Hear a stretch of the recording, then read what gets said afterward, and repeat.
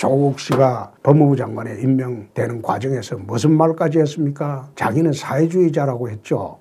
대한민국 법무부 장관, 사회주의자가 법무부 장관이 되면 이 나라 모든 법 제도가 어디로 흘러갑니까? 사회주의 법 제도로 흘러가겠죠.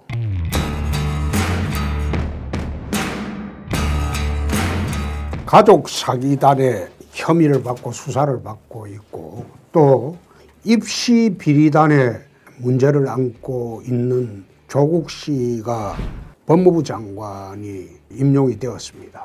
조국 씨를 법무부 장관에 임용을 하면 저는 10월 3일 날 광화문 집회에 참가할 수밖에 없다, 그렇게 천명하기도 했습니다.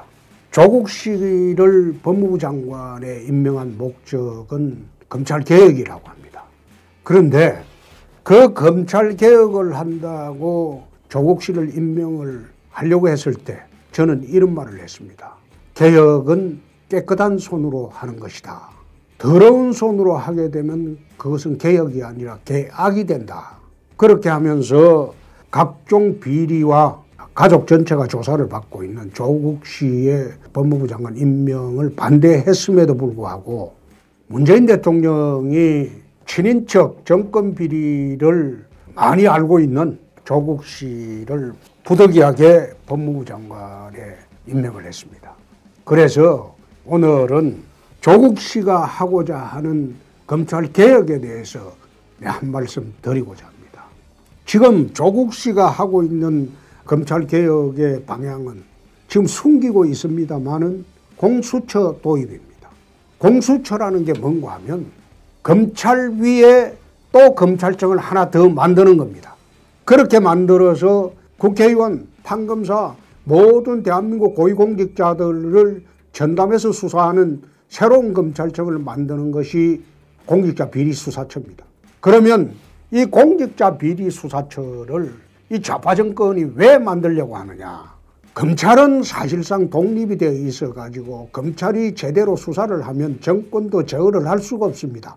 그러나 이들이 공직자 비리수사처, 공수처를 만들어서 거기에 대한민국의 민변 출신 변호사들을 전부 포진하게 하면 말하자면 자기 편들을 다 검사로 만들어주는 거죠. 특별검사로 만들어주는 거죠. 그렇게 되면 자기 정권 옹이도 될 뿐만 아니라, 그리고 상대방 수사하기도 일사불란하게 할 수도 있고, 또 정권을 내주더라도 그 사람들을 통해서 정권 견제를 할 수 있다. 그래서 조국 씨가 법무부 장관이 돼서 공수처 그 하나 더 만들려고 하는 겁니다. 지금 여러 가지로 포장을 하고 있어요. 뭐 전월세 상한가 뭐 어째고, 또 뭐 재산에 비례해서 벌금형 제도 도입한다, 이런 식으로 현혹을 하고 있지만은 결국 목적은 공수처를, 공직자 비리수사처를 지금 새롭게 하나 만들어서 민병검찰청을 검찰청 위에 또 하나 더 만들겠다. 그렇게 해서 정권을 유지하고 또 정권을 재창출하는 데 사용하겠다, 막 그 뜻입니다. 그렇다면 이렇게 흘러가는 것이 맞느냐? 나는 처음에 이 정권 초기에 조국 민정수석이 공직자 비리수사처를 이야기할 때 한마디로 일축하면서 그런 이야기를 했습니다.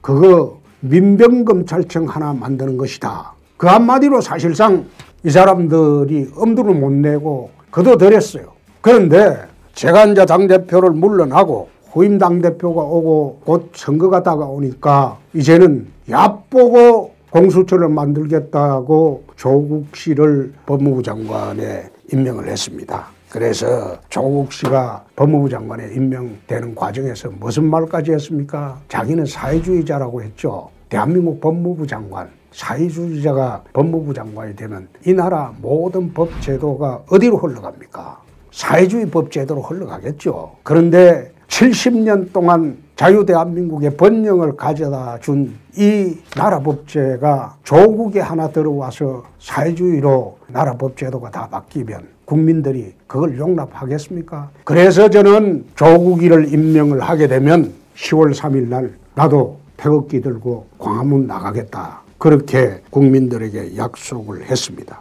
그럼에도 불구하고 조국 씨를 법무부 장관에 임명을 했기 때문에 10월 3일 저는 광화문 집회에 참여를 하겠습니다. 거기에서 100만 군중과 함께 국민들과 함께 문재인 아웃을 외치도록 하겠습니다. 제가 보는 것은 조국 아웃이 아니라 저는 그 위에 있는 대통령이 이젠 물러나야 할 때가 아닌가 그런 생각을 하게 됩니다.